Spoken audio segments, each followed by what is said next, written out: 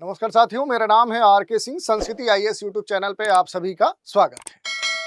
आज के एपिसोड में एक बड़े ही महत्वपूर्ण विषय की चर्चा करने वाले हैं और ये विषय जुड़ता है इच्छा मृत्यु से। सम्मानजनक जो मृत्यु है उसका जो अधिकार है उसी से जुड़ा हुआ ये मसला है।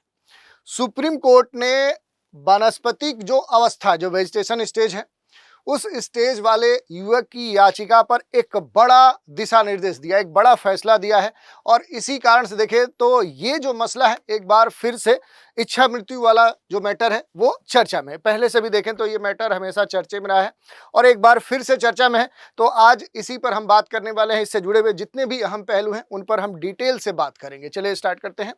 सबसे पहले हम न्यूज़ की बात करेंगे। यहाँ पर जो न्यूज़ आ रही है, ये सर्वोच्च न्यायालय ने हाल ही में नोएडा जिला अस्पताल को एक प्राथमिक चिकित्सा बोर्ड गठित करने को कहा है और 31 वर्षीय एक व्यक्ति के लिए जो निष्क्रिय इच्छा मृत्यु है उसके विकल्प की भी वो टीम गठित जांच करेगी, जो चतुरंग घात के कारण 1 दशक से अधिक समय से क्या है वो वेजिटेशन स्टेज में पड़ा हुआ है। क्या होता है वेजिटेशन स्टेज, उस पर भी आएंगे।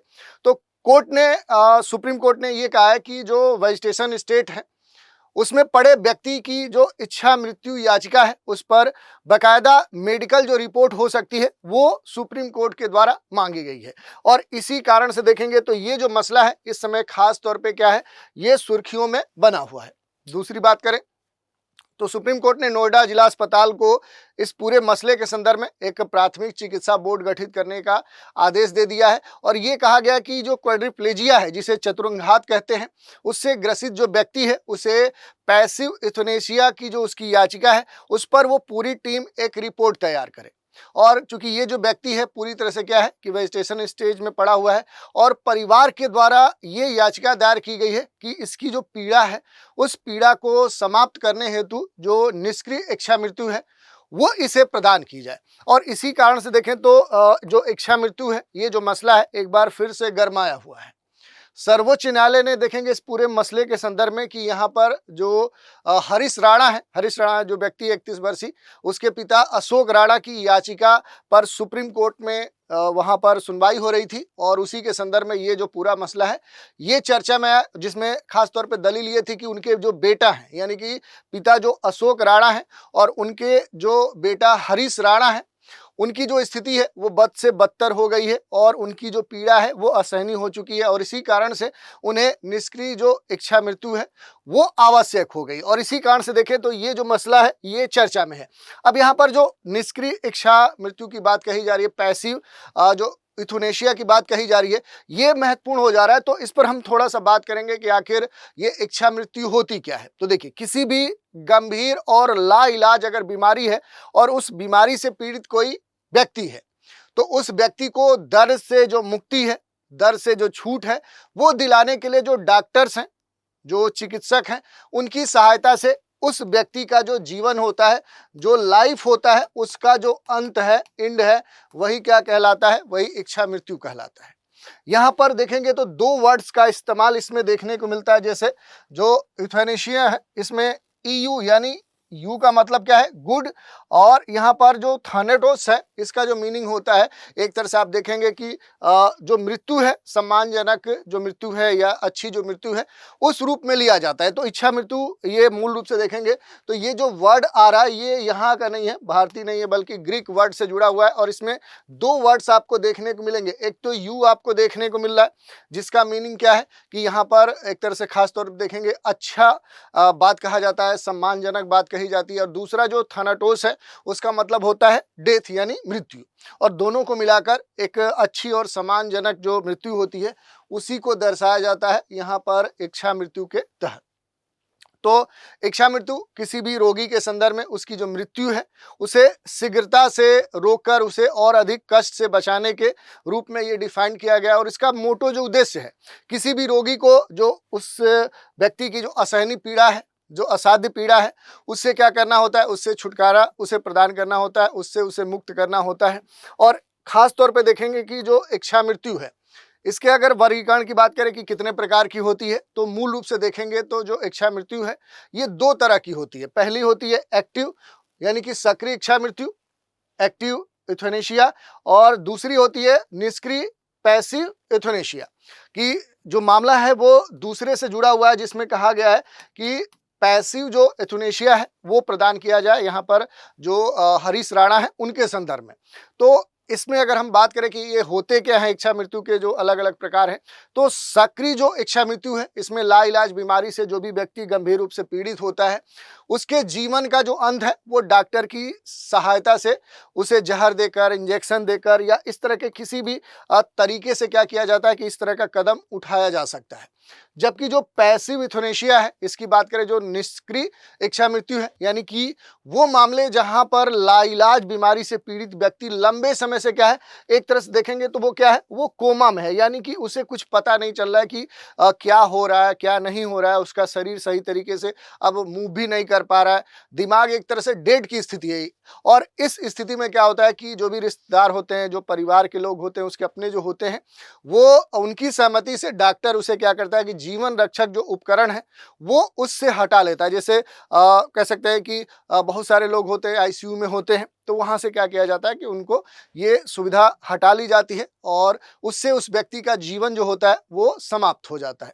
हालांकि बहुत सारे जो लोग हैं मानते हैं कि सक्रिय या फिर जो निष्क्रिय जो इच्छा मृत्यु है ये सही नहीं है और ये एक हत्या के बराबर है, एक तरह से मर्डर की जो बात है वो कही जाती है। और इस आधार पर आप देखेंगे तो महत्वपूर्ण जो बातें हैं, जैसे एक्टिव जो इथुनेशिया है, इसमें चिकित्सक के द्वारा जानबूझकर ऐसे कदम उठाए जाते हैं जिनसे रोगी की जो मृत्यु है वो हो जाती है, जिसमें बहुत तरह के जो पदार्थ हैं वो दिए जाते हैं।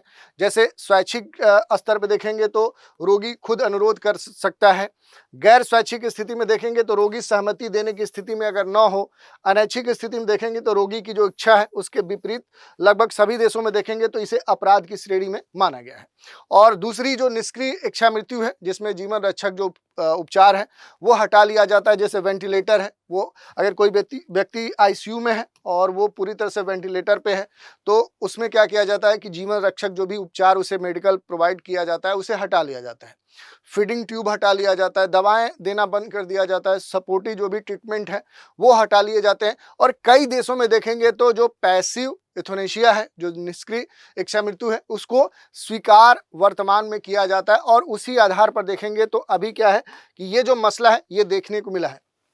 इच्छा मृत्यु पर देखेंगे तो दुनिया भर के अलग अलग देशों की जो राय है वो अलग अलग है। जैसे कानूनी अगर मान्यता की बात करें कि किन देशों में देखेंगे तो यहाँ पर इस तरह के इच्छा मृत्यु पर कह सकते हैं कि सकारात्मक पहल है। तो देखिए यूएसए में आप देख सकते हैं, साउथ अमेरिका कंटिनेंट में आएंगे तो कोलंबिया में आपको देखने को मिल सकता है, यहाँ पर कानूनी मान्यता आपको देखने को मिल सकती है।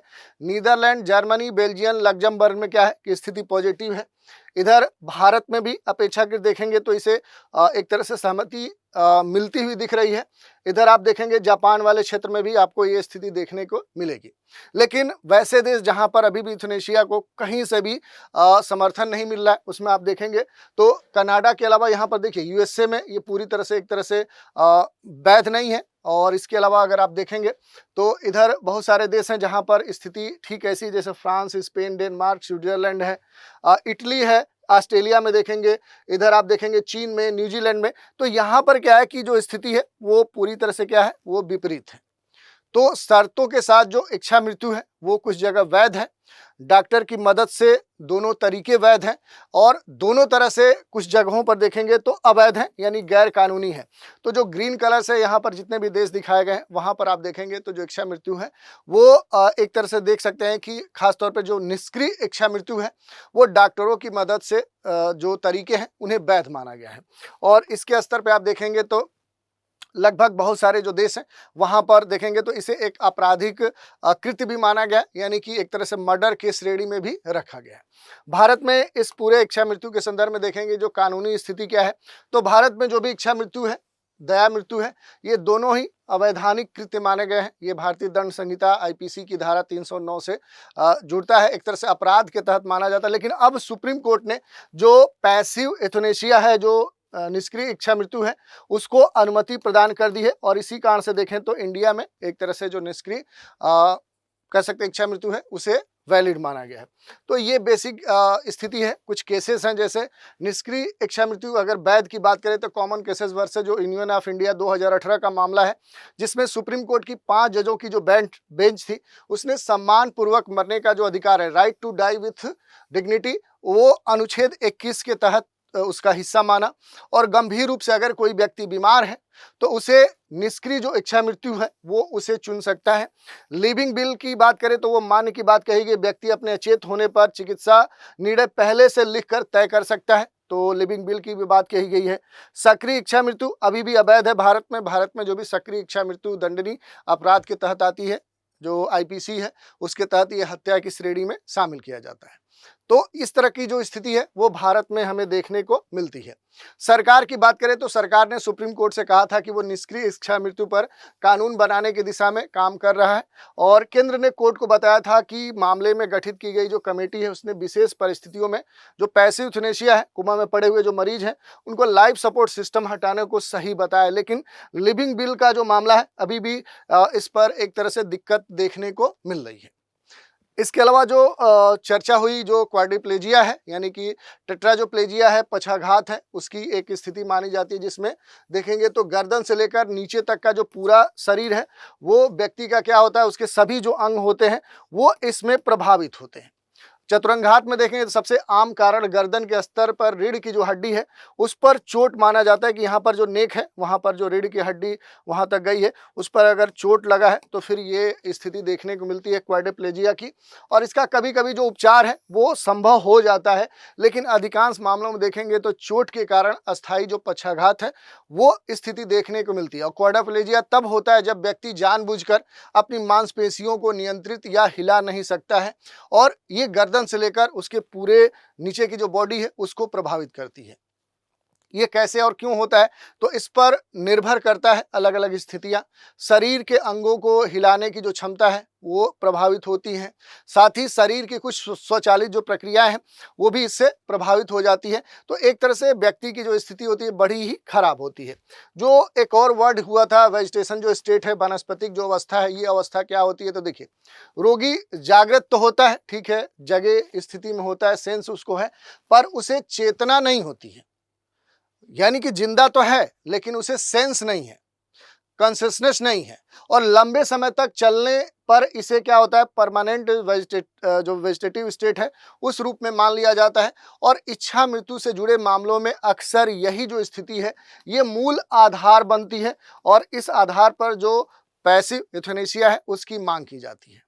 भारत में ऐसे बहुत सारे मामले हैं, उनको आप देख सकते हैं अलग अलग समयों पर अलग अलग जो मामले हैं वो क्या है, वो कोर्ट में गए हैं। और देखेंगे तो जो निष्क्रिय इच्छा मृत्यु है उसके लिए कोर्ट के द्वारा समय समय पर दिशा निर्देश भी दिए गए हैं। Right to die with dignity की बात रखते हुए इस पर कई बार देखें तो फैसले भी आए हैं। लिविंग विल का जो मामला है अभी भी क्या है कि एक तरह से फंसा हुआ है, पैसिव इच्छा मृत्यु को वैध करार कर दिया गया है कोर्ट के द्वारा। इसके अलावा अगर आप देखेंगे तो भारत में जो बहुत सारे मामले हैं उनको आप देख सकते हैं, जैसे 2005 में काशीपुर उड़ीसा से जुड़ा हुआ मामला है, 2001 में केरल हाई कोर्ट से जुड़ा हुआ एक मामला सामने आया था। इच्छा मृत्यु के वसीयत के साथ जो संबंध है उसकी अगर बात करें तो सुप्रीम कोर्ट में जो मामला चल रहे हैं उसमें मरणासन व्यक्ति के द्वारा जो भी इच्छा मृत्यु है उसमें लिखी गई जो भी लिविंग विल है, जो उसकी वसीयत होती है, उसको मान्यता देने की मांग की गई है। लिविंग विल एक लिखित दस्तावेज होता है जिसमें कोई भी मरीज जो इस तरह की स्थिति में या उससे जाने से पहले वो अपनी जो इच्छाएं वो जाहिर करता है कि मरणासन की स्थिति में अगर कोई व्यक्ति पहुंचता है, यानी जो व्यक्ति उस लिविंग विल को तैयार करा है उसकी पहुंचने पर या रजामंदी नहीं दे पाने की स्थिति में क्या हो कि किस तरह से उसका इलाज किया जाएगा, दिया जाएगा, उसके बारे में पूरा ब्यौरा होता है। क्या इस तरह की बातों के दुरुपयोग हो सकते हैं, तो बिल्कुल हो सकते हैं। देखें तो सुप्रीम कोर्ट ने खुद आशंका जाहिर की थी कि आजकल मध्यम वर्ग में वृद्धों को एक तरह से बर्डन समझा जाता है, बोझ समझा जाता है, और इस कारण से देखें तो बहुत सारे लोग क्या हैं कि इसका दुरुपयोग करते हुए आसानी से जो पैसिव जो यूथनेसिया है उसकी डिमांड कर सकते हैं। इसके साथ इस मुद्दे से कानूनी अलावा देखें मेडिकल या फिर सामाजिक जो पहलू हैं वो भी जुड़ते हैं। तो इस तरह से पूरे मसले की हमने जानकारी ले ली कि आखिर ये पैसिव यूथनेसिया से जुड़ा हुआ क्या मामला था, और इस मामले में जो महत्वपूर्ण स्थिति है, चाहे वो दुनिया के संदर्भ में देखें या भारत के संदर्भ में, वो क्या है, उस पर हमने चर्चा कर ली। इसी पर एक प्रश्न है, right to die with dignity किस अनुच्छेद से संबंधित है? आर्टिकल 14 से, आर्टिकल 19 से, आर्टिकल 21 से या आर्टिकल 32 से। तो इस प्रश्न का उत्तर आप हमें कमेंट के माध्यम से प्रेषित कर सकते हैं। तो आज के एपिसोड में इतना ही। आप सभी हमारे साथ बने रहें, इसके लिए धन्यवाद।